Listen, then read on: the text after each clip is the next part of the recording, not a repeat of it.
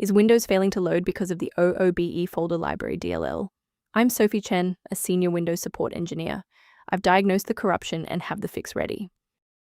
Before we walk through the OOBE folder library troubleshooting, you can access a utility focused on providing a clean system environment. This is the OOBE folder library, the out-of-box experience OOBE folder module. It manages the localized UI templates and localized visual assets for the initial Windows setup wizard.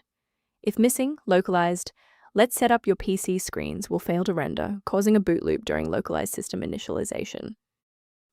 Now that we've covered what the file does, let's jump into our first fix. This error typically indicates corruption within the Windows system core. I recommend launching Command Prompt with administrative rights and running sfc/scan now to automatically replace missing or compromised files, such as OOBE folder library DLL. If a standard reinstallation doesn't restore the library, we need to verify if the system environment is properly recognizing the new components.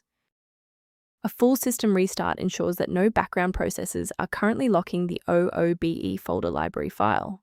A fresh boot allows Windows to reinitialize its library map from a clean state. Take a second to bookmark this page or hit the like button before restarting.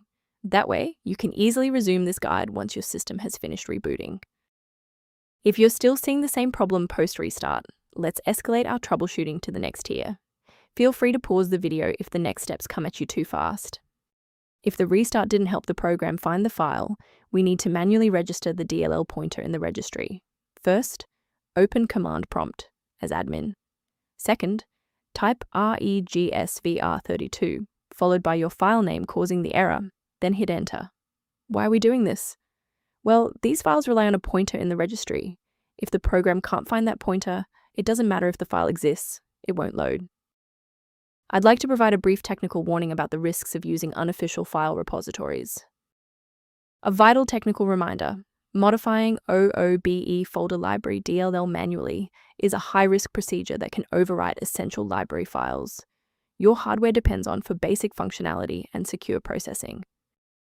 For a reliable way to monitor these specific library interactions, I've included a professional resource link in the description.